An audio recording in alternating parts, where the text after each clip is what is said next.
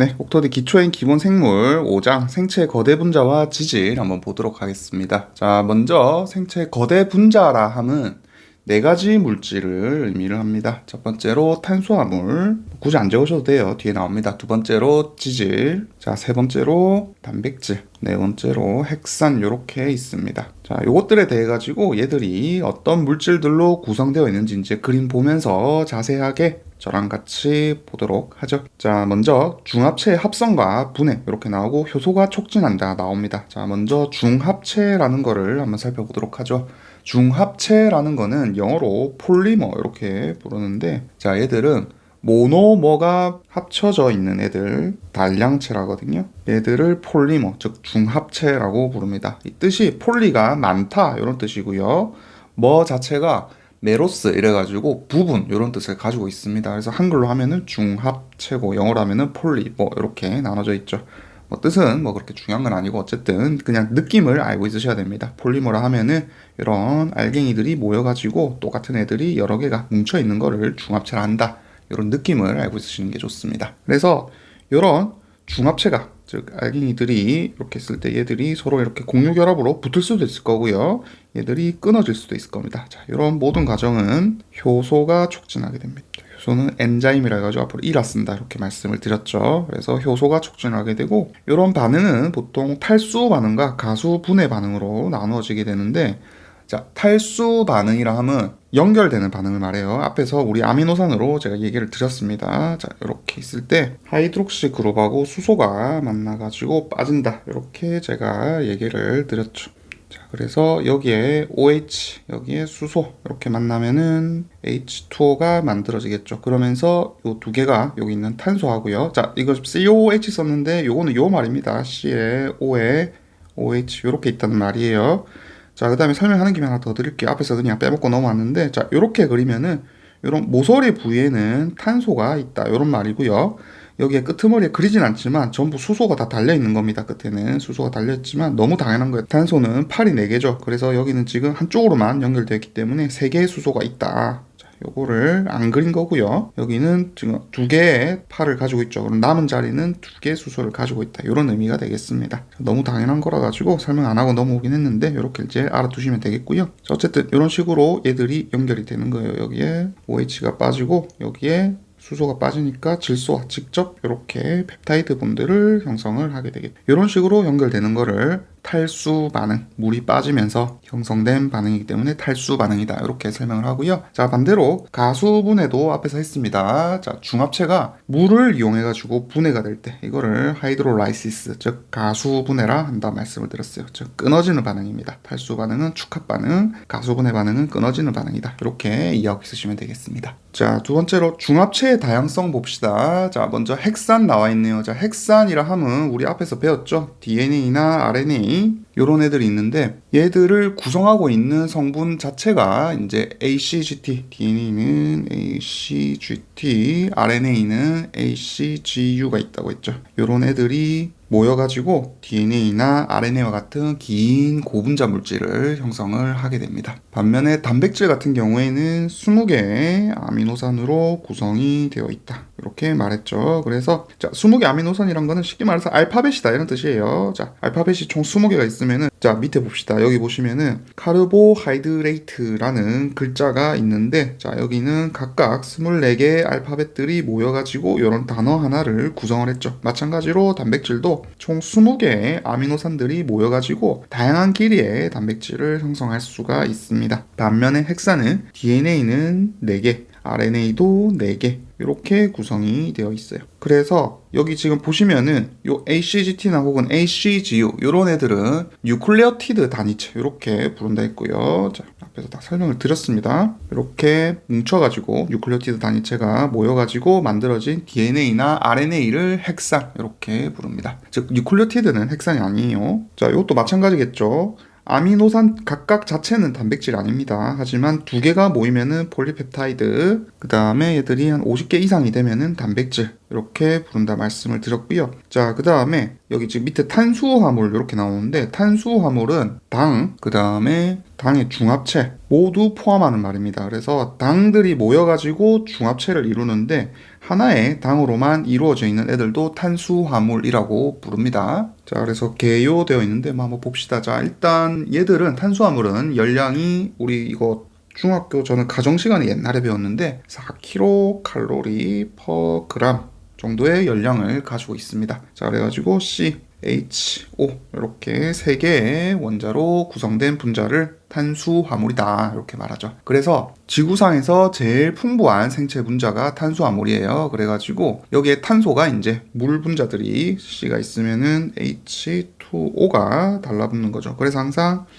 C와 O가의 개수가 같고 H는 그 2배다 이렇게 말씀을 드렸죠. CN, EN, ON 이렇게 쓸 수가 있습니다. 그래서 탄수화물 자체는 기본 골격 역할도 할 수도 있고요. 그 다음에 연료 역할도 할 수도 있다. 이렇게 설명을 드렸습니다. 앞에서 잠깐이지만 다 설명을 하고 온 내용입니다. 그 다음에 얘들은 특징이 탄소가 있을 때, 자, 저는 잠깐 그랬지만은 이런 식으로 카르보닐기를 가지고 있는 경우도 있고 아니면은 이런 식으로 하이드록시기를 가지고 있는 경우도 있습니다. 그리고 얘들은 또 제가 앞에서 그려드렸지만은 다양한 종류의 이성질체를 가지게 되죠. 그래서 탄수화물은 이런 당 혹은 당의 중합체를 말하는데 하나의 당이 있으면은 단당 혹은 단당류 이렇게 부르기도 하고요. 그 다음에 얘들이 2개가 붙어 있으면은 이당류 이렇게 부르고 혹은 소당 이렇게 부르기도 합니다.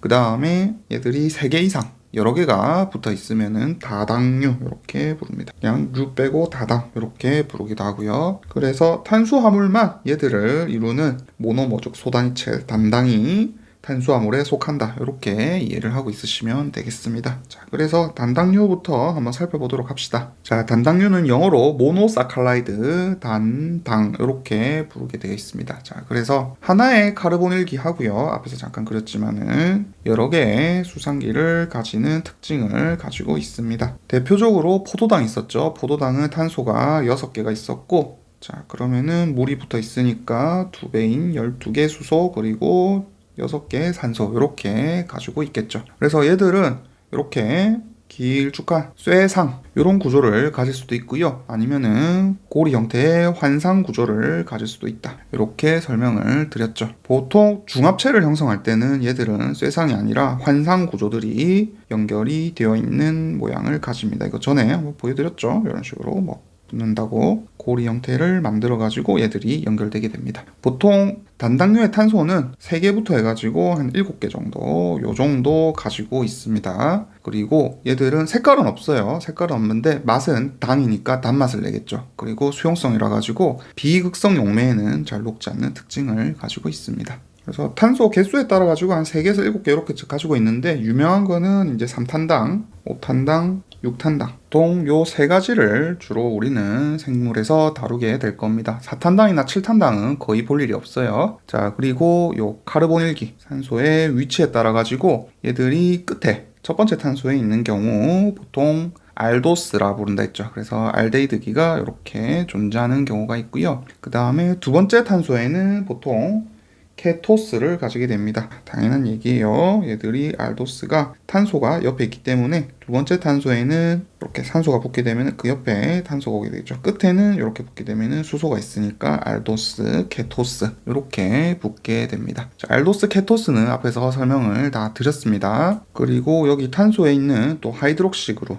요 하이드록시 그룹의 위치에 따라 가지고 완전히 얘들의 구조나 생물학적 기능이 달라진다. 이렇게 설명을 드렸죠. 대표적으로 뭐 포도당이나 갈락토즈 이런 애들이 있습니다. 자, 그래서 먼저 포도당의 구조 한번 보도록 합시다. 포도당은 앞에서도 뭐 많이 그렸습니다. 한번 그려볼게요. 자, 선형으로 그리게 되면은 자, 이렇게 쭉 그린 다음에 자, 1번 탄소가 있으면은 산소에 수소. 자, 이건 외워야 돼요. 첫 번째 ONOO. 자, 이런 식으로 그려주면 되게 됩니다. 자, 나머지는 수소가 붙어 있겠죠. 1, 2, 3, 4, 5, 6번 탄소 이렇게 붙어 있습니다. 자, 얘들은 화학적 평형 상태에서 고리 구조로 갈 수가 있죠. 얘들이 이렇게 똘똘 말리면서 이쪽을 칩니다. 5번 탄소를 치게 되면서 고리 구조로 바뀌게 된다, 바뀔 수 있다, 이렇게 설명을 드렸습니다. 자, 그래서 OH 위치에 따라 가지고 이게 위로 갈 수도 있고 아래로 갈 수도 있다. 그래서 그런 애들을 아노모라 부른다, 이렇게 말씀을 드렸죠. 아래가 알파다, 이렇게 설명을 드렸습니다. 자, 수소는 제가 앞으로 안 그릴 거예요. 귀찮아 가지고. 당연히 여기는 수소가 2개가 붙어 있을 거고요.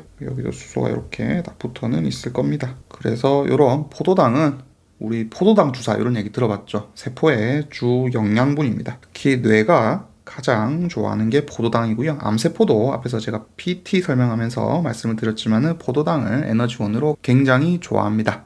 그래서 뭐 나머지 다 설명을 드린 내용이에요. 보통 수용액 상태에서 평형은 이렇게 고리를 이루고, 자, 얘들이 아래 있으면 알파, 위에 있으면 베타 하이드록시기가, 그리고 얘들을 아노모라 부른다, 설명을 드린 내용입니다. 자, 그래서 우리 이 알도스, 케토스 이래가지고 3탄당, 5탄당, 6탄당 이렇게 제가 그려놨는데, 요거 한번 같이 그려보면서 여러분들 외우도록 합시다. 요 구조는 외워야 돼요. 자, 먼저 알도스는 탄소 골격 끝에 카르보닐기를 가진 애들 알도스를 했고, 케토스는 탄소 골격 내에 카르보닐기가 있는 거. 자, 말로 하면 헷갈리니까 항상 이런 식으로 끄트머리에 있는 거, 애들은 중간에 있는 거.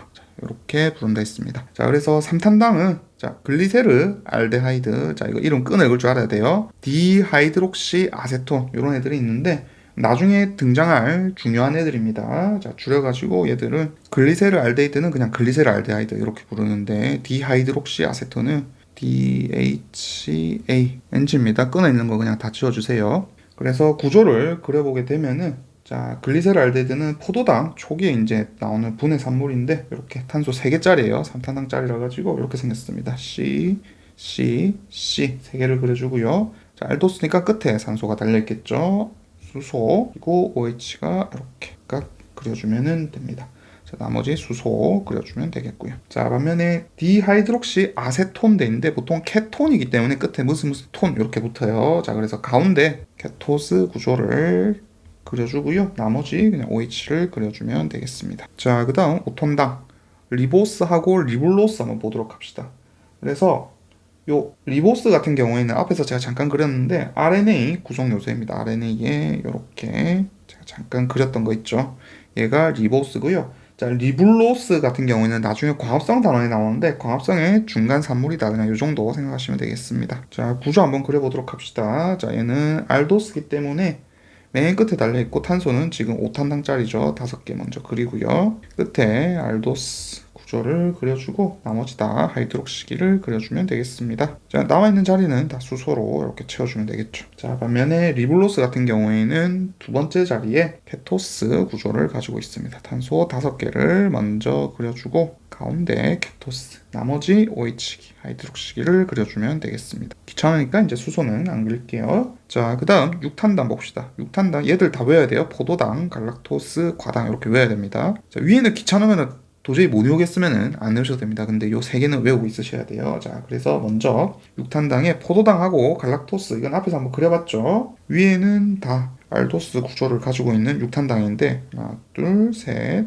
넷, 5, 6개 다 똑같아요. 이렇게 다 가지고 있는데 얘들은 이성질체라 가지고 가운데 하이드록시기 위치가 서로 다르다 했습니다. 얘는 O, 얘는 ON 이렇게 그려주고 ONO 이렇게 그려주시면 되겠습니다. ON, O, 얘는 얘 위치만 바뀐 거에 나머지 다 같습니다.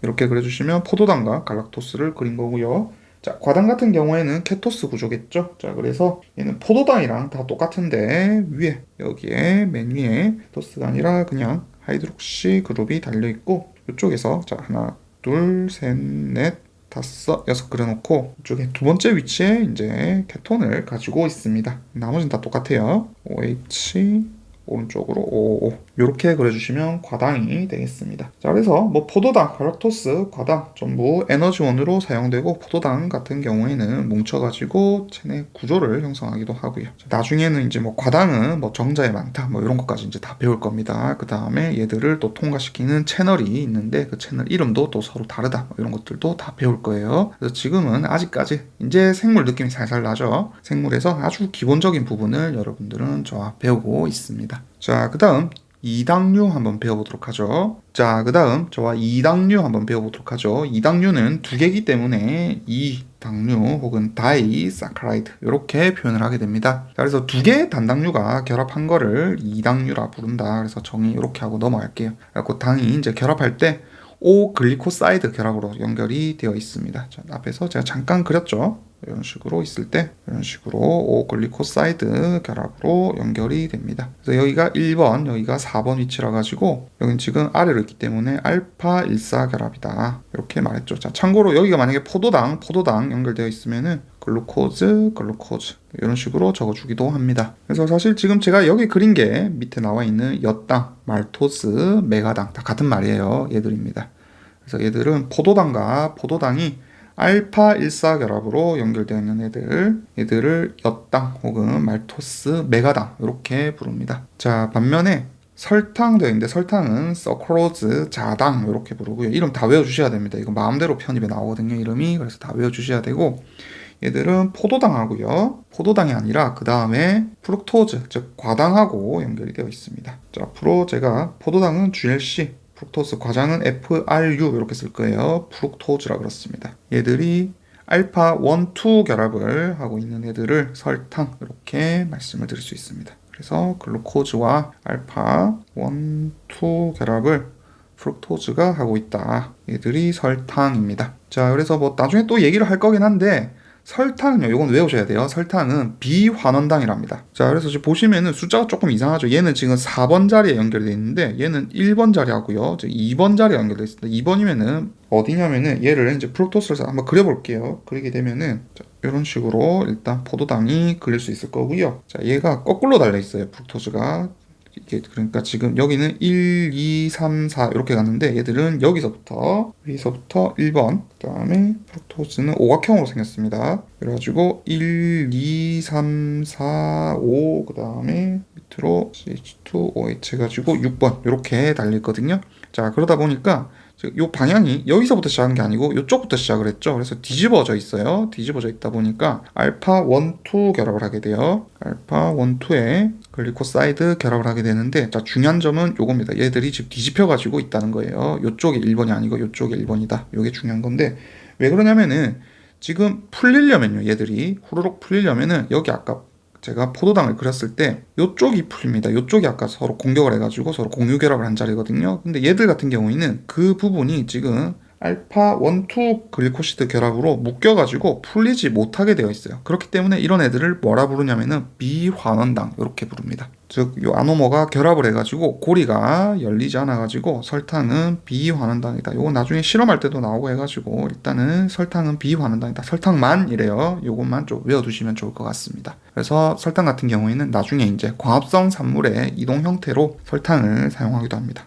자, 그 다음 젖당 되어 있네요. 젖당은 영어로 락토즈 이렇게 부르는데 자, 얘들은 포도당이랑 아까 갈락토스하고 같이 결합을 했습니다. 자, 갈락토스 같은 경우에는 GAL 이렇게 적고요. 그래서 포도당하고 갈락토스가 결합을 했는데 얘들은 베타 1사 결합을 하고 있어요. 그래서 처음에 갈락토스가 먼저 나옵니다. 갈락토스가 1번 자리에서 포도당의 4번 자리로 연결이 되어 있습니다. 자, 나중에 되면 이런 것들이 이제 쌓여가지고 헷갈리기 시작하거든요. 이런 거를 지금 그때 조금 외워두시면은 나중에 조금 편하게 될 겁니다. 자, 그래서 설탕은 아까 비환원당이라 했으니까 엿당이나 젖당은 반대로 B를 빼고 환원당 이렇게 불러주겠죠. 그래서 환원당은 이렇게 열릴 수 있는 자유 알데히드기가 존재를 합니다. 그래서 환원제 역할이 가능해요. 그러다 보니까 나중에 이제 배울 건데 베네딕트 반응이나 펠링 반응 이런 반응이 있습니다. 그래가지고 그런 반응으로 검출이 돼요. 그리고 환원제로 가능하다는 말은 아까도 말했지만은 이쪽 끝부분이 알데히드가 열릴 수 있다 이런 말이거든요. 열려가지고 환원제 역할을 가능하기 때문에 단당류들도 가능합니다. 단당류들도 환원당이에요. 설탕만 아닙니다. 이것만 외워두시면 되겠어요. 설탕만 끝에가 열리지 않는다, 묶여있다 이렇게 외워주시면 되겠습니다. 자, 그래서 뭐 베네딕트 반응하고 펠링 반응 이름이 어려운데 자, 얘들은 그냥 환원당을 검출하는 그냥 정성시험법이다. 이렇게 외워두시면 되겠습니다. 자, 정성시험법은 뭐냐면은 그냥 있는지 없는지 확인하는 거예요. 반면에 정량시험법은 얼마나 있는지 확인하는 거. 우리 정성대, 정량대 얘기하듯이 그냥 성질적인 요소를 관찰하는 거를 정성시험법이다. 이렇게 말씀을 하시면 되겠습니다. 요 실험 방법 같은 거는 나중에 이제 심화반 들어가가지고 조금 더 자세히 얘기를 해보도록 하죠. 거기 가면 이제 색깔이 어떻게 변하고 구성 시약은 뭐고 뭐 이런 것들을 이제 배우게 됩니다. 그런 게 사실 시험에 나와요. 실제로 동덕여대 이런 데서도 얘들의 시약 구성 이런 게 시험에 나오기도 했습니다. 지금은 그런 거 배우기 전에 이런 큰 뼈대를 잡아가는 과정이다. 그리고 시험은 이런 디테일에서 나온다. 하지만 요 뼈대를 모르면 나중에 제가 요거를 백날 설명을 해봐야 여러분들은 흐름을 잡지 못하기 때문에 어안이 벙벙해져가지고 무슨 소리 하는지 하나도 못 알아듣죠. 그래서 기본 단원을 철저하게 잘 보고 가라 이런 말씀을 드렸습니다. 자, 그 다음 저당 분해 요소 봅시다. 자, 저당 분해 요소 포유류 같은 경우에는 자 무슨 에이즈 붙으면 우리 효소라 했죠. 그래서 이름을 좀 외워두세요. 락토즈를 분해하기 때문에 락테이즈 이렇게 부릅니다. 락테이즈. 자, 반면에 세균들은 이제 자주 보게 될 건데 이름을 베타갈락토시데이즈 이런 애들이 젖당을 분해하게 돼요. 그래서 진화적으로 얘들은 둘 다 락토즈 즉 젖당을 분해하도록 진화된 효소인데 구조는 완전히 다르겠죠. 서로 완전히 다른 모양을 가지고 있지만 기능은 모두 동일합니다. 자, 그래서 포유류 같은 경우에는 이런 락테이즈는 우리 몸에 이제 소장에 브러쉬 보더라고 하는 소장 세포막 표면에 주로 많이 얘들이 발현이 되어 있고요. 자, 그 다음에 베타갈락토시데이즈 얘들은 세균, 특히 대장균 이런 세균들이 많이 가지고 있습니다. 그래가지고 실험적으로 나중에 이제 많이 나올 거예요.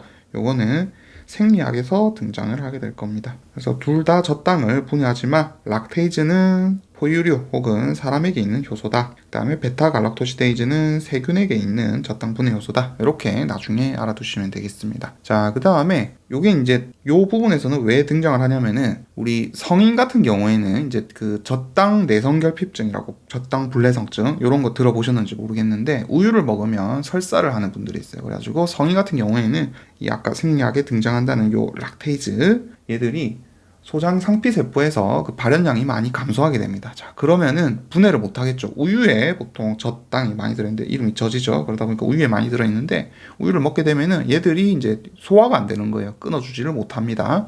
자, 그러니까 얘들을 그냥 먹으면 소장에서 안 끊어져가지고 어디로 가느냐? 대장까지 지나가게 됩니다. 소장 다음에 대장이 있어요. 자, 그래서 대장으로 이동하면은 대장에는 또 대장균들이 많이 있거든요. 대장균 외에도 여러 가지 다양한 미생물들이 있는데 그 미생물들이 베타갈락토시데이즈를 이용해가지고 젖당을 분해하게 됩니다. 자, 그러면 사람이 이거를 분해하고 에너지를 써야 되는데 대장균이 베타갈락토시데이즈를 이용해가지고 얘들을 분해해서 끊어서 썼죠. 젖당을 분해해서 에너지를 썼습니다. 자, 그러면은 그 과정 중에서 뭐가 나오냐면은 가스라든지 아니면은 얘들이 막 번식을 하겠죠. 미생물 왕국을 이루면서 막 번식을 할 겁니다. 자, 그러다 보니까 얘들이 안 좋은 영향을 미치게 되는 거예요. 그래가지고 뭐 경련이라든지 아니면은 설사 이런 증상을 유발하게 됩니다. 자, 그래서 우리가 먹는 우유에는 보통 이제 성인들은 이런 거를 해결하기 위해 가지고 락토즈 프리 제품, 즉 젖당을 미리 그냥 다 분해를 시켜 놓은 거예요. 효소를 넣어 가지고 그런 우유로 이런 문제를 좀 해결하고 있죠. 자, 그 다음 다당류 한번 봅시다. 그래서 앞에서 계속 얘기를 하고 있지만 다당류, 당이 여러 가지 뭉쳐있는 요 폴리사카라이드 다당류들은 밑에 보이다시피 에너지를 저장하는 저장성 다당류하고요. 그 다음에 식물 세포벽이나 곤충이나 뭐 개, 정갈 이런 애들 껍데기를 구성하는 구조 다당류로 나눌 수가 있습니다. 자, 그래서 먼저 저장성 다당류부터 보도록 하죠. 그래서 이런 저장성 다당류는 크게 녹말하고요. 글리코겐 두 가지로 나눌 수가 있습니다. 자, 먼저 녹말, 스타치 얘들은 식물에서 포도당을 저장하는 형태입니다. 특히 식물에서 이제 엽록체나 색소체에 포도당을 저장하게 되는데 대부분이 이제 엿당에 있는 그 포도당이랑 마찬가지로 1번 탄소가 4번 탄소에 연결된 일사결합을 하고 있습니다. 보통 알파 일사결합을 하고 있고요. 먼저 아밀로스부터 봅시다. 자, 녹말 안에는 이제 아밀로스나 아밀로펙틴 이런 애들이 있는데 자, 아밀로스 같은 경우에는 포도당과 포도당이 알파 일사 결합을 하고 있고요. 그래서 녹말의 제일 단순한 형태가 아밀로스다. 이렇게 일단 알아두시면 되겠습니다. 자, 그 다음에 아밀로펙틴이 있는데 요거는 조금 더 복잡해진 구조예요. 일단 아밀로스 구조는 동일하게 위에 아밀로스처럼 가지고 있어요. 글루코스, 알파 1사 글루코스의 결합을 이렇게 가지고 있습니다. 가지고 있는데 자, 포도당을 보게 되면은 아까 끄트머리에 자, 이렇게 그렸을 때 이쪽에 4번 탄소였고요. 이쪽이 5번이었습니다. 여기가 6번 아니에요. 자, 6번이 이렇게 위에 이렇게 달려 있는 거를 우리 보고 왔죠. CH2OH였습니다. 그럼 여기도 OH가 있기 때문에 다른 포도당의 공유 결합으로 1번 탄소하고 연결이 될 수 있어요. 즉 포도당이 이렇게 있으면은 자, 이쪽으로 OH기가 달렸기 때문에 얘와 얘가 탈수 반응을 일으키면서 공유 결합으로 연결이 됩니다. 얘들이 공유 결합으로 연결될 수 있어요. 자, 그러면은 얘가 아까 6번 탄소였죠. 그래서 얘가 1번 탄소였고요. 여기 지금 아래쪽으로 와 있기 때문에 알파 1, 6 결합을 통해 가지고 하나의 또 다른 결합을 형성할 수 있어요. 원래는 이쪽으로 지금 계속 이렇게 포도당들이 연결되어 있는데 요 새로운 곁다리로 지금 얘들이 연결이 될 수 있습니다.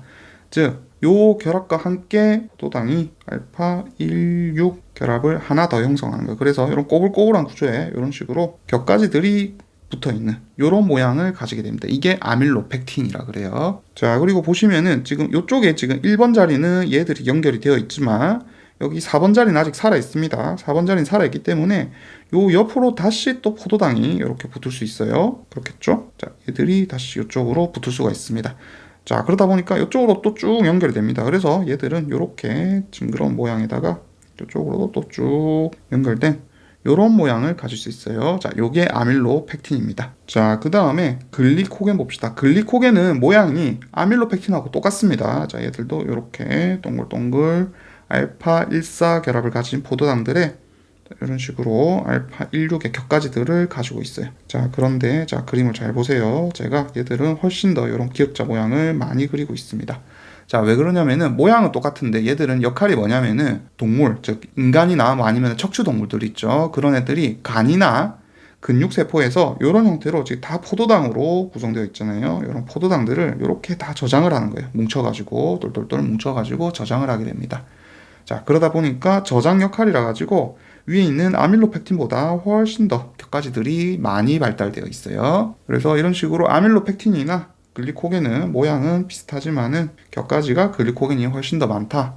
자, 그리고 이런 식으로 있다 보니까 결합이나 분해할 때 훨씬 더 유리하게 많이 붙어 있으니까 당들이 많이 붙어 있으니까 훨씬 더 유리하다. 이렇게 알고 있으시면 되겠습니다. 자, 그래서 에너지를 저장하기 위한 우리 녹말과 글리코겐을 살펴봤고요. 자, 글리코겐은 척추동물들, 얘들이 간이나 근육에 에너지를 보관하는 형태다. 이렇게 살펴봤고요. 그 다음 구조 다당류 다시 한번 보도록 합시다. 자, 구조 다당류는 뭐 식물의 세포벽 같은 곳에서 구조를 이루는 역할을 하는 애들을 구조 다당류다. 이렇게 설명을 드렸고, 자, 먼저 섬유소가 나오네요. 섬유소, 영어로 셀룰로스 이렇게 부릅니다.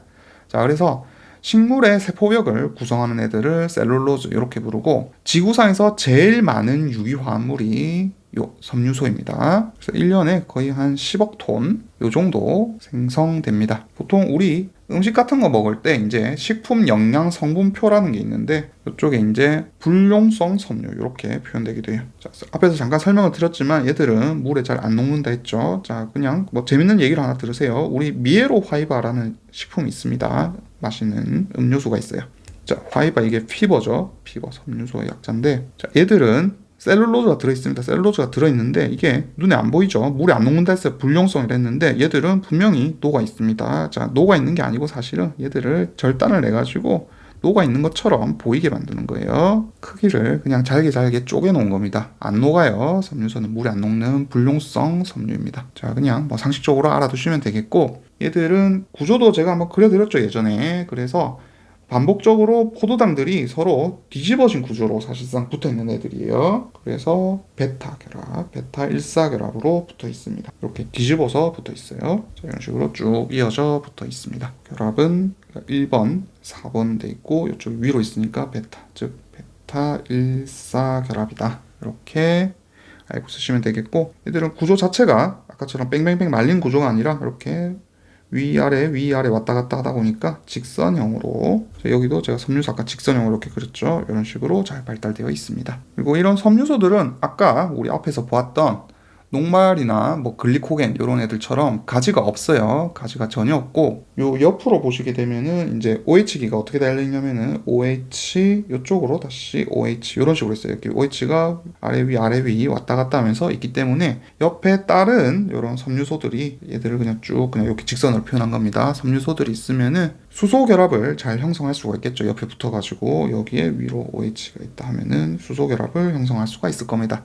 자, 그렇다 보니까 얘들이 모여가지고 다발을 잘 형성을 해요. 우리 그 식물들 줄기 잘라보면은 길다랗게 이렇게 식이섬유들이 보이죠. 자, 이런 애들을 이제 마이크로 피브릴 미세원 섬유 이렇게 부릅니다. 이런 거를 형성할 수가 있습니다. 자, 그 다음 셀룰로스에 분해 봅시다. 자, 셀룰로스는 우리 제가 앞에서도 말씀드렸지만은 동물들은 얘들을 끊어줄 수가 없어요. 얘들을 끊기 위해서는 셀룰레이즈라고 하는 분해 효소가 필요합니다. 자, 그런데 동물들은 셀룰레이즈가 없기 때문에 어떻게 하느냐? 사람은 아니고요. 소 같은 이제 초식 동물들 같은 경우에는 이제 반추위 이런 거를 가지고 있다 했죠. 그래가지고 그 속에서 미생물들을 번식을 시킵니다. 그래가지고 그 속에 있던 미생물들이 셀룰레이즈를 통해 가지고 포도당 단위체로 섬유소를 분해를 하죠. 그 다음에 소뿐만 아니고요. 우리 흰개미, 곤충, 흰개미 같은 경우에도 창자 속에 이런 미생물들이 번식을 하고 있습니다. 즉 동물뿐만 아니라 곤충도 이런 애들을 가지고 있다. 미생물들을 뱃속에서 배양한다. 이렇게 알고 있으시면 되겠고요. 그 다음에 우리 나무들이 죽어가지고 흙으로 돌아갑니다. 나무가 그렇게 잘 자라다가 얘들이 이제 쓰러지면은 얘들이 결국 분해가 되죠. 그럼 얘들을 분해하는 게 누구냐? 분해자, 즉 곰팡이들, 균류. 곰팡이도 역시 셀룰레이즈를 가지고 있어가지고 나무의 섬유소를 분해를 할 수 있다. 미생물이나 곰팡이가 분해를 할 수 있다. 이렇게 알고 쓰시면 되겠습니다. 자, 그 다음에 셀룰로스 한 김에 그냥 하나만 더 짚고 넘어갈게요. 우리 앞에서 아까 사실 아밀로스 배웠죠? 이게 사실 심한 내용이긴 해요. 심한 내용인데 여기서 하고 넘어갈게요. 자, 아밀로스를 분해하니까 얘들을 자르는 효소 이름은 아밀레이즈라고 합니다. 자, 아밀레이즈라고 하는데 얘들의 종류는 알파, 베타, 감마 세 종류가 있어요. 자, 그래서 시험에 이런 것들이 나와요, 사실. 자, 그래서 알파 같은 경우에는 사람의 침이나 아니면은 췌장에서 분비되는 효소 요런데 알파 아밀레이즈가 들어있고요. 자, 베타 아밀레이즈 같은 경우에는 우리 종자, 씨앗, 종자 속에 주로 들어있고 감마 같은 경우에는 일부 식물이나 미생물들이 가지고 있습니다. 그래서 얘들이 서로 끊어주는 위치가 달라가지고 이런 이름이 따로 붙어 있고요. 먼저 알파 아밀레이즈 같은 경우에는 녹말이 원래 알파 1사 결합을 하고 있다 했죠. 자, 그래가지고 그냥 여기를 랜덤으로 그냥 툭툭 끊어줍니다. 랜덤으로 툭툭 끊어주는 게 알파 아밀레이즈고요. 그래서 이런 식으로 내부를 끊어주는 거를 이제 엔도 이렇게 표현을 해요. 엔도 형태로 잘라주는 효소다 이렇게 표현을 해요. 그래서 짧은 뭐 이런 식으로 끊어진 애들을 덱스트린 이렇게 표현하거든요. 덱스트린이나 아니면은 단위가 이제 알파 1사 결합을 잘라주기 때문에 두 단위로 나와요. 두 단위로 나오기 때문에 애들이 포도당이 붙어 있으니까 말토스가 되겠죠. 말토스나 덱스트린을 생성을 하게 됩니다. 자, 반면에 베타 아밀레이즈 같은 경우에는 얘들은 자, 사슬의 끝에서부터 착착착착 이렇게 끊어주게 됩니다. 자, 그래서 무조건 얘들은 끊어주게 되면은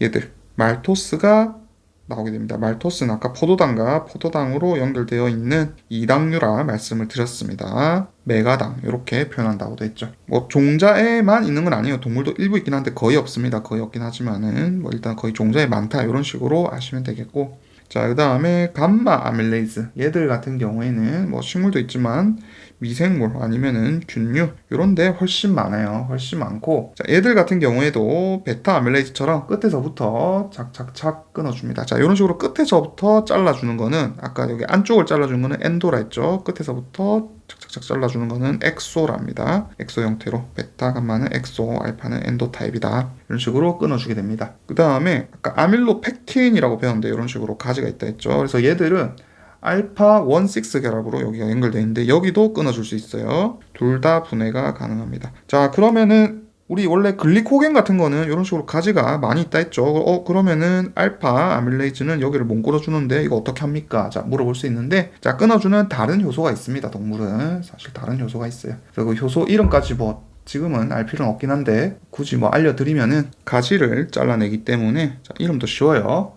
글리코겐 디브랜칭 엔자임 이렇게 부릅니다. 얘들이 동물에서는 알파 16 결합을 끊어주게 됩니다. 그래서 지금 막 영어 이름들이 막 이렇게 막 등장하고 있죠. 자, 이런 것들을 이제 외워주는 게 생물이에요. 사실 생물이 그래서 양이 많다 하는 겁니다. 지금 기본반은 아무것도 아니에요. 나중에 심화나 전공 들어가게 되면은 외울 게 쏟아집니다. 자, 그 다음 구조 다당류 중에 이제 키틴 봅시다. 키틴은 N-아세틸글루코사민이라고 하는 단량체가 모여가지고 다당류를 이루게 됩니다. 자, 얘 구조는 한번 보도록 합시다. 얘를 줄여가지고 NAG 이렇게 부르기도 합니다. 낙 이렇게 불러요. 나중에 많이 나올 겁니다. 자, 그래서 얘들 구조는 이렇게 당이 원래 있긴 있는데 거의 비슷해요. 나머지는 뭐 거의 비슷한데 이쪽에 2번 탄소 자리에 아세트아미도기라고 하는 게 붙어 있어요. 잠깐 여기에 이가 빠져 있네요. 자, 아세트아미도기라고 하는 게 붙어 있습니다. 자, 구조는 이렇게 생겼어요. 여기에 원래 아미노기가 붙은 상태에서 다시 아세틸기, 탄소에 산소가 붙어 있는 애들을 아세틸기라고 하거든요. 자, 이런 애들이 붙어 있습니다. 얘를 N-아세틸글루코사민이라 그래요. 자, 얘들이 베타 결합으로 쭉 이어져 있는 애들을 키틴이라고 합니다. 그래서 뭐 요거는 나중에 이제 외울 거고요. 키틴은 어디에 나오냐면은 절지 동물이라고 하는 애들이 있습니다. 그래서 뭐 곤충이나 거미 이런 갑각류 이런 애들이 이제 외골격을 구성하는 다당류 성분이다. 이렇게 외우고 있으시면 되겠어요. 그래서 뭐 그런 절지 동물 말고 나중에 이제 곰팡이, 균류들 있죠. 그런 애들 세포벽도 키틴이 구성하고 있습니다. 그리고 수술실에서 쓰는 실 있죠. 수술실의 실, 의료용 실. 얘들도 키틴이 재료예요. 그냥 상식적으로 알아두시면 됩니다. 뭐 시험 나올 만한 내용은 아닌 것 같아요. 그래서 키틴은 갑각류, 시험은 이런 게 나오죠. 다음에 곤충, 거미, 아니면은 균류 이런 데서 외골격이나 아니면은 세포벽 성분이다. 이렇게 알고 있으시면 되겠습니다. 자, 그래서 한번 봅시다. 세포벽은 우리 세포가 있을 때, 자, 포유동물, 우리 그냥 동물들은 사실 세포벽이 없어요. 세포벽이 없는데, 다른 나머지 생물들은 웬만하면은 세포벽을 가지고 있어가지고, 요 말캉말캉한 세포를 보호를 하고 있습니다. 포질 바깥에 세포벽이 이렇게 보호를 하고 있어요. 자, 그런데 요 구성 성분이 다르다 이 말이죠. 식물 같은 경우에는 아까 앞에서 배웠던 셀룰로스 아니면은 펙틴 이런 애들이 세포벽 성분이고, 자, 조류는 새 아닙니다. 새 아니고 우리 바다에 있는 엽록소를 가지고 있는 수생생물 김 같은 거 있죠. 그런 애들 말하는 거예요. 자, 이런 애들은 아가로스라고 하는 물질을 세포벽 성분으로 가집니다. 자, 요것도 나중에 많이 볼 거예요. 이거 나중에 전기 영동이라는 걸 배울 건데, 그때 아가, 겔 이런 걸 배울 거거든요. 그때 구성 성분입니다. 자, 그 다음에 균류는 아까 위에서 봤듯 키틴. 자, 그 다음에 세균 같은 경우에는 자, 진정세균, 고세균 이렇게 나누는데 사실상 근연관계는 멀다 했죠. 멀지만 어쨌든 이렇게 나눠놨는데 진정세균은 이제 펩티도글리칸이라고 하는 세포벽 구성 성분을 가지고요. 나중에 배울 겁니다. 자, 고세균 같은 경우에는 얘랑 비슷한데 얘는 아니에요. 그래가지고 슈도펩티도글리칸이라는 물질을 세포벽 성분으로 가집니다. 자, 이 슈도가 이렇게 쓰는데 이게 가짜의 뭐 이런 뜻이에요. 그래서 펩티도글리칸이 아니지만은 얘와 유사하게 생긴 물질을 세포벽 성분으로 고세균은 가지게 됩니다. 이거 중요해요. 나중에 나올 겁니다. 자, 일단 그래서 요 정도는 일단 외우고 있으시면 좋을 것 같아요. 상식입니다. 상식 사실. 자, 그 다음 지질 한번 보도록 하겠습니다. 자, 지질의 정의 한번 볼게요. 정의는 일반적으로 물에 녹지 않는 소수성 분자를 지질이라고 하고요. 영어로 리피드 이렇게 부릅니다. 그리고 기능 역할 같은 경우에는 뭐 앞에서도 배웠지만은 에너지를 저장한다든지 아니면은 세포막의 성분이 된다든지 아니면은 스테로이드 호르몬의 성분, 그 다음에 우리 신경에 있어가지고 전기를 통하지 않게 하는 전련 기능이라든지 아니면은 열 발생 차단하는 단열 기능, 혹은 또 지방에 에너지가 많이 있기 때문에 열 발생을 또 할 수 있는 열 발생 기능, 이런 것들을 할 수가 있습니다. 자, 그래서 특징으로 보면은 얘들은 아까 위에도 말했지만 물에 녹지 않기 때문에 소수성입니다. 그리고 지질이기 때문에 당연히 지용성이죠. 그렇기 때문에 유기용매에 녹는 특징이 있습니다. 그래서 유기용매가 뭐냐면 말 그대로 이제 탄소 골격을 가지고 있는 유기화물로 이루어진 액체들을 말해요. 그래서 탄소 골격이기 때문에 얘들은 약간 소수성 성질을 띠고 있어가지고 지방을 잘 녹입니다. 자, 하지만은 탄소, 수소를 포함하지만 산소도 포함하고 있을 수 있어요. 자, 대표적으로 에탄올 이런 것들이 있을 수가 있습니다. 탄소에 OH가 있죠. 자, 따라서 이쪽에 탄소 소수성 부위도 있지만 친수성 부위도 있죠. 에탄올은. 그렇기 때문에 얘들을 친수성 물에도 녹을 수 있고 소수성 분자도 일부 녹일 수 있는 양쪽성 특징을 가지고 있습니다. 자, 그래서 지질의 종류 되어 있는데, 자, 종류 같은 경우에는 앞에서도 언급했지만은 뭐 왁스라든지 아니면은 뭐 지방 아니면은 인지질 아니면은 뭐 앞에서 또 보고 온 스테로이드 아니면은 뭐 일부 색소 성분들도 지질 성분을 가지고 있습니다. 색소 중에서 뭐 베타카로틴, 우리 당근에 많이 들어있죠. 아니면은 레티노이드 이런 애들이 있습니다. 레티노이드 이런 애들이 있습니다. 자, 그래서 종류되어 있는데 중성지방 팻 돼 있죠. 자, 팻은 말 그대로 우리가 알고 있는 진짜 지방입니다. 그래서 역할 같은 경우에는 뭐 일단 구성 성분부터 봅시다. 구성 같은 경우에는 CHO로 얘들이 구성이 되어 있고요. 열량은 9kcal 퍼 그램 정도 됩니다. 자, 그래서 이제 활동을 많이 하는 동물이나 아니면 우리 앞에서 본 식물 종자 이런 애들은 꼭 필요한 에너지를 저장하는 물질로 지방을 사용을 하고 그 중에서 중성지방을 사용을 하게 됩니다. 그래서 지방세포는 이제 신체 구조적인 보호 역할을 해주게 되죠. 그래서 역할은 신체 구조적 보호 역할을 한다. 이렇게 알고 있으시면 되겠습니다. 자, 이런 거는 그냥 문자 그대로 외우는 게 아니에요. 그냥 느낌을 알고 있는 겁니다. 우리 뱃살 출렁출렁하죠. 그러면은 이 뱃살이 어디 부딪혔을 때 말캉하면서 충격을 흡수해주는 역할을 할 수 있을 겁니다. 그런 식으로 느낌으로 받아들이는 거예요. 자, 그 다음 이런 거는 이제 외우는 거죠. 이런 수치 같은 거는 외워주는 거고요. 구성 봅시다. 구성은 얘들은 이제 지방산 3개와 글리세롤 한 분자로 되어 있습니다. 자, 그래서 글리세롤은 뭐냐면은 우리 앞에서도 배웠지만 3개의 탄소 이렇게 구성이 되어 있고 각각 OH가 하나씩 달려 있어요. 나머지는 다 수소로 되어 있습니다. 자, 얘들을 글리세롤이라고 하고요. 자, 지방산은 말 그대로 탄화수소 꼬리 이런 애들을 지방산이라 합니다. 그래서 얘와 여기와 여기 얘도 세 분자니까 얘와 여기. 자, 요 길이는 다양합니다. 자, 여기가 이제 결합을 하는 거죠. 자, 그래서 잘 보면은 지방산 끝에는 어떻게 됐냐면 사실 탄소가 아니고요. 여기 카르복실산이 붙어 있습니다. 자, 이런 식으로 붙어 있어요. 자, 그럼 느낌 오죠? 이제 여기 수소, 여기 알코올, 하이드록시 그룹. 자, 얘들이 붙어갖고 탈수 반응을 일으키면서 붙을 수 있겠죠. 요 세 개 다. 이런 식으로 결합을 할 겁니다. 자, 그러면은 이런 식으로 애들이 결합을 하게 되고요. 이런 결합을 뭐라 하냐면은 에스테르 결합 이렇게 불러요. 혹은 에스터 결합 이렇게 부릅니다. 같은 말이에요. 발음의 문제입니다. 이런 식으로 생긴 결합, 즉 대탄소가 있고 여기에 산소가 있고 다시 탄소가 있고 이렇게 탄소 꼬리가 있는데 이런 결합을 형성하는 애들을 에스테르 결합 이렇게 부르고요.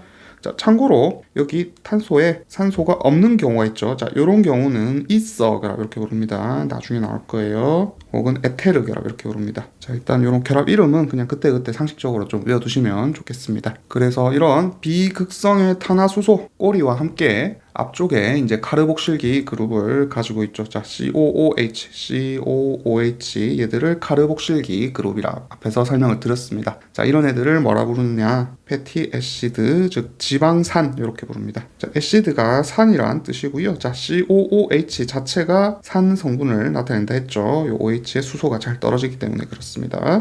떨어지고 나면은 전자가 이쪽으로 잘 끌려가서 그렇다. 이렇게 설명을 드렸죠. 패티 애시드, 지방산 이렇게 부르고요. 요 탄소 원자는 보통 한 16개나 18개 정도 이렇게 있습니다. 그래서 우리 지금 요 단원의 맨 처음 제가 이제 배울 때 중합체라는 말을 설명을 드렸는데, 자, 지방산은 가만 보면은 여기 그냥 탄소가 이렇게 이어져 있는 거지 뭔가 어떤 분자 단위들이 똑같은 분자 단위들이 이어져 있는 느낌은 아니죠. 그냥 탄소가 이렇게 길쭉하게 꼬리를 가지고 있습니다. 자, 그렇기 때문에 이런 지방산들은요 단위체가 일정한 결합으로 이루어져 있는 중합체는 아닙니다. 그래서 이런 정도는 좀 외우고 있으시고요. 그 다음에 이런 중성지방이 형성될 때 얘들이 중성지방인데 끝에 아까 OH와 여기 H가 빠져나왔기 때문에 탈수 반응으로 만들어졌다. 자, 그 다음에 여기 끝에 붙는 요 지방산 같은 경우에는 길이는 같은 종류일 수도 있고 서로 다른 종류일 수도 있습니다. 무조건 똑같은 애들이 와야 된다는 보장은 없어요. 자, 이런 특징을 좀 알아주시면 좋을 것 같습니다. 그래서 얘가 글리세롤, 얘가 지방산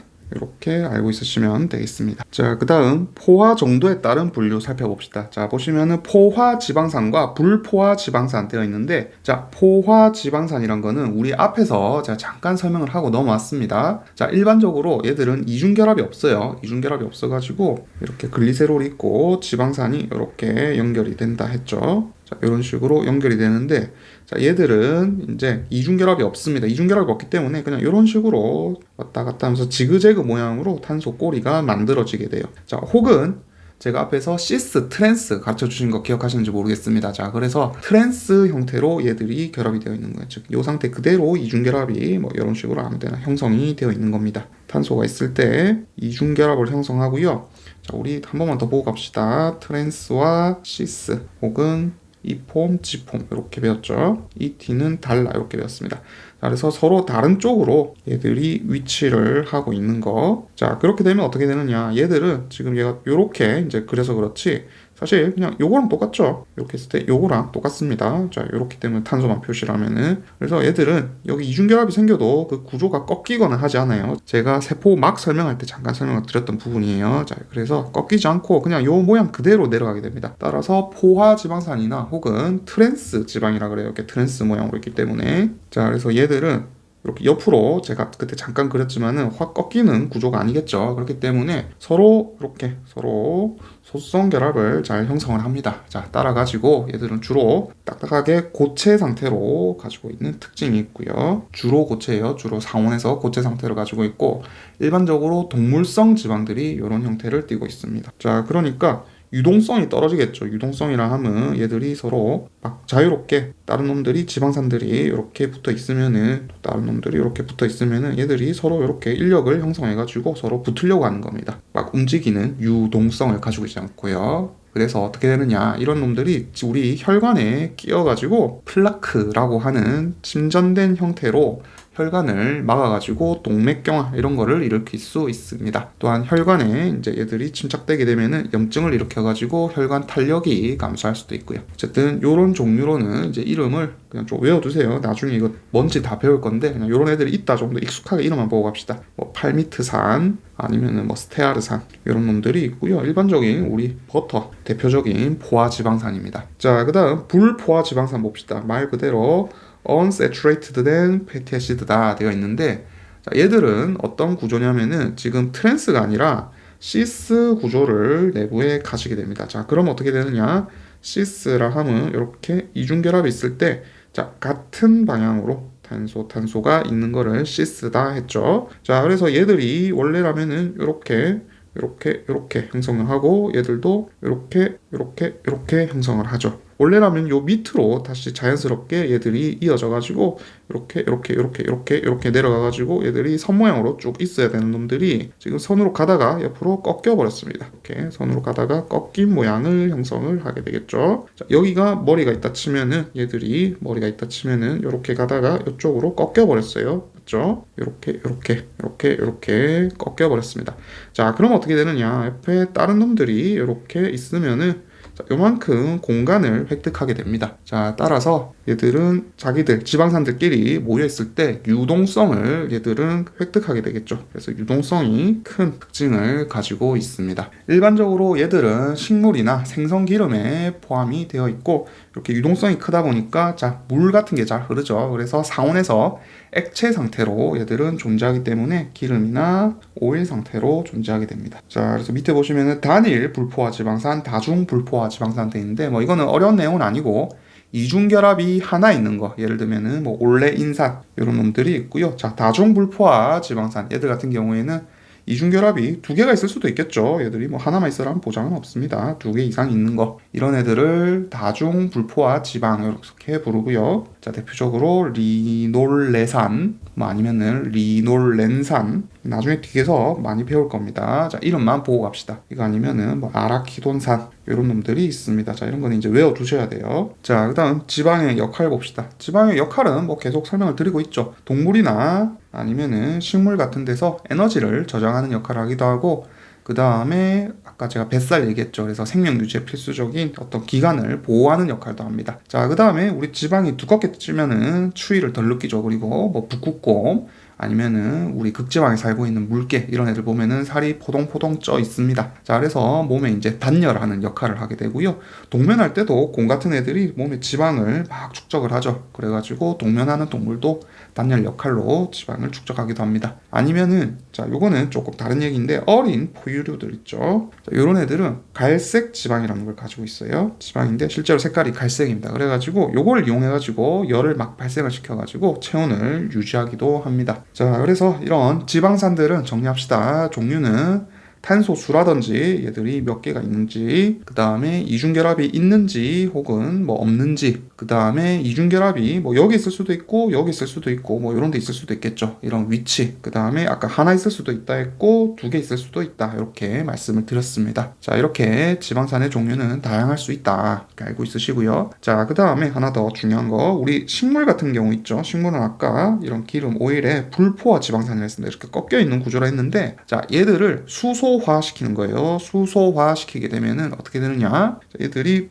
이중결합이 사라지게 되겠죠. 이중결합이 사라지면 어떻게 되느냐? 다시 불포화 지방산이 포화 지방산으로 돌아가게 됩니다. 혹은 굳는 과정에서 다시 이중결합을 형성을 하게 되는데, 자, 일반적으로 탄소가 이렇게 있을 때요. 탄소가 있는 트랜스, 그리고 탄소가 있는 시스, 이런 형태가 있을 때, 자, 요거는 얘들이 지금 탄소 간에 스테릭이 막 발생합니다. 사실 탄소가 이렇게 있는 게 아니고 여기 수소도 달려있죠. 그래가지고 얘들을 별로 선호하지 않아요. 그래가지고 얘들을 풀어줬다가 다시 이중결합이 형성하게 되면은 이런 식으로 시스 형태로 돌아갑니다. 왜냐하면 얘들은 지금 서로 멀어졌죠. 여기는 그냥 수소이기 때문에 크기가 조그만 놈이 달려있어가지고 스테릭이 거의 없습니다. 그래서 이런 식으로 시스 형태로 돌아가게 되기 때문에 역시나 포화 지방산으로 바뀌게 되겠죠. 자, 그 다음에 필수 지방산이라는 게 있습니다. 아마 들어보신 분도 있을 텐데, 필수 지방산은 사람 몸에서 합성을 할 수 없는 지방산을 말해요. 그래가지고 우리 몸에 꼭 필요한 애들입니다. 따라서 음식물로 반드시 공급되어야 돼요. 보통 나중에 이제 단백질에서도 배울 텐데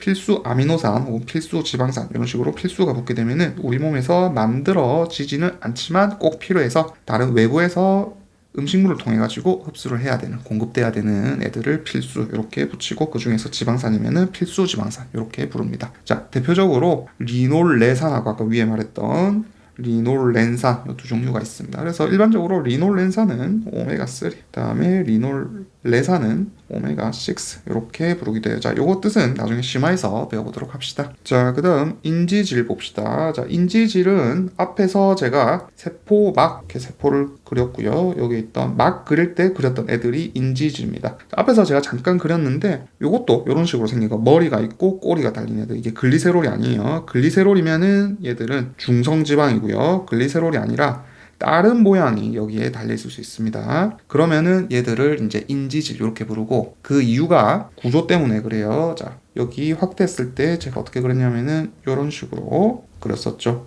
이런 애들이 이렇게 막을 이루고 있다 이렇게 설명을 드렸는데, 자, 인지질이죠. 그렇기 때문에 인 구조를 포함하고 있습니다. 그래서 얘들은 글리세롤 하고요, 그 다음에 지방산 하고요, 그 다음에 인산기를 포함하고 있고, 끝에 X라고 부르는 다른 분자 그룹을 포함하고 있습니다. 자, 그리고 글리세롤은 이렇게 한 분자, 그 다음에 지금 여기 보시면 제가 꼬리를 항상 두 개 그리고 있죠. 자, 요거는 지방산을 두 개 가지고 있어서 그렇습니다. H는 날아갈 거고요. 자, 그 다음에 여기에 이제 인산기를 가지고 있는 거예요. 그래서 이 부분은 보통 요 아래쪽으로 안 그리고요, 입체장애 때문에 약간 위쪽으로 이렇게 그리게 됩니다. 위로 이렇게 인산기를 가지게 돼요. 인산기는 기억나시죠? 이런 식으로 그리게 되고요. 그 다음에 여기에 산소가 달려있고, 자, 산소 위쪽으로 이제 X라고 부르는 부위들을 가지고 있습니다. 그래서 요 부위의 이름에 따라 가지고 어떤 분자가 붙는지에 따라 가지고 이름이 결정이 되게 돼요. 그리고 잘 보시면은 인산기를 여기 머리 쪽에, 지금 꼬리와 머리 이렇게 부르는데 머리 쪽에 가지고 있습니다. 인산기는 친수성이죠. 반면에 지방산 부위는 소수성입니다. 따라서 얘들은 친수성과 소수성 부위를 동시에 가지고 있어요. 자, 따라서 뭐라고 부르냐면 이런 애들을 양친매성 분자다 이렇게 부릅니다. 친수성과 소수성 성질을 동시에 가지고 있죠. 그래서 우리 세포막에 보시면은 이런 식으로 머리 쪽, 즉 친수성 부위는 바깥쪽 혹은 완전히 안쪽으로 향하고 있고요. 자, 나머지 소수성 부위는 자기들끼리 이렇게 붙어가지고 막을 만들어주고 있습니다. 자, 그리고 여기 아까 X 부위 여기에 주로 이제 올 수 있는 물질은 콜린, 이름만 그냥 보고 갑시다. 구조는 제가 안 그릴 거예요. 콜린, 세린, 이노시톨 이런 놈들이 올 수가 있습니다. 자, 그래서 인산기와 함께 콜린, 세린, 이노시톨 이런 애들이 오죠. 그렇기 때문에 이런 애들을 뭐라 부르냐면은 그냥 합쳐가지고 포스파티딜 콜린 혹은 포스파티딜 세린 혹은 포스파티딜 이노시톨 이런 식으로 부르게 됩니다. 자, 줄여가지고 앞에 PC 따서 PC, PS 따서 PS, PI 따서 PI 앞으로 약어로 이렇게 쓸 겁니다. 자, 그 다음에 역할 봅시다. 자, 얘들은 아까 계속 설명을 드렸지만 이런 식으로 인지질의 이중층을 가져요. 자, 그래서 뭐 이렇게 보시면은 이쪽은 이런 식으로 애들이 생겼겠죠. 그래서 한 층, 두 층을 가지고 있기 때문에 이중층, 인지질의 이중층이다 이렇게 표현을 합니다. 그래서 생체의 막을 이루는 대표적인 구성 성분입니다. 그래서 머리 쪽은 친수성 머리, 가운데는 소수성 꼬리가 서로 맞닿아가지고 물을 피해 있어요. 자, 그 다음에 얘들을 이런 인지질들을요 물 속에 그냥 넣습니다. 이런 애들 있겠죠. 얘들을 뭉쳐 있는 데다가 물을 똑 떨어뜨리게 되면은 어떻게 되느냐? 요 부위는 물을 좋아하고 요 부위는 물을 싫어하죠. 자, 그럼 어떻게 되느냐? 얘들끼리 뭉쳐가지고 요렇게 동그랗게 자기들이 막을 형성하는데 요 위에 세포와 똑같이 자기들끼리 다시 인지질 이중층을 요렇게 형성하게 됩니다. 무슨 말인지 아셨죠? 요렇게 자기들끼리 뭉쳐가지고 형성을 하게 돼요. 자, 그리고 인지질 이중층을 영어로 바이레이어 이렇게 부르기도 합니다. 두 개의 층을 가지고 있기 때문에 이중층의 바이레이어를 형성하기도 합니다. 자, 영어는 편입에서는 일반적으로 한글로 주기도 하지만 영어로 그냥 나오기도 해요. 보기에 나오기도 하고 문장 자체에 그냥 바이레이어 이렇게 쓰기도 하기 때문에 그때그때 제가 알려드리고 있습니다. 자, 그 다음 스테로이드 봅시다. 스테로이드는 제가 앞에서 설명을 조금 드리고 왔습니다. 그래서 4개의 고리 구조를 가지고 있고요. 이런 식으로 생겼고요. 그래서 이런 탄소 고리 구조와 함께 작용기가 요런데 다양하게 붙어 있다 이렇게 설명을 드렸죠. R그룹이 다양하게 붙어 있습니다. 그래가지고 이 크기나 뭐 작용기에 따라 가지고 종류가 많아요. 생물학적 기능도 다릅니다. 자, 그 중에서 제일 유명한 애가 콜레스테롤입니다. 콜레스테롤은 어떻게 생겼냐면은 여기에 OH가 달려 있고요. 자, 그 다음에 여기에 이중결합 하나, 그 다음에 이쪽에 메틸기, 그 다음에 여기에도 메틸기, 그 다음에 여기에 자, 이거 제대로 그릴게요. 하나, 둘, 셋, 넷, 여섯, 다시 메틸기 이렇게 생긴 애가 콜레스테롤입니다. 자, 그래서 얘들은 어떤 역할을 하냐? 자, 잘 보면은 여기는 전부 탄소 구성되어 있습니다. 그렇기 때문에 소수성 부위고요. 자, 그러면 여기 알코올기 하이드록시 그룹을 가지고 있죠. 그래서 여기는 또 친수성을 가지고 있습니다. 자, 그러다 보니까 얘들은 여러 가지 역할을 해줄 수가 있어요. 친수성과 소수성의 양친매성 구조를 가지고 있죠. 따라서 우리 지방을 녹이는 담즙산이라는 게 있습니다. 담즙산. 여기에 콜레스테롤이 들어있어가지고 구성 성분으로서 지방을 분해시킬 때 소화를 도와주기도 하고요. 자, 그리고 콜레스테롤 같은 경우에는 음식물로부터 얻을 수도 있지만 우리 몸에서 주로 간에서 얘들이 앞에서 잠깐 언급했던 아세틸코에이라는 놈으로부터 합성될 수 있습니다. 자, 그래서 여기에 이제 메인 핵심 효소 이름이 HMG-CoA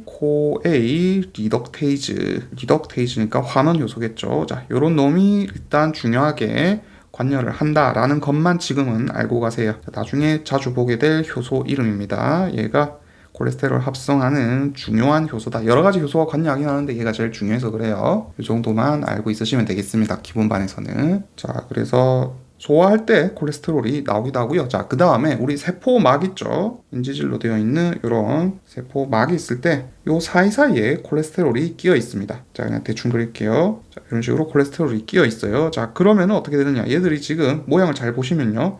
요렇게 굽어 있습니다. 약간 굽어 있죠.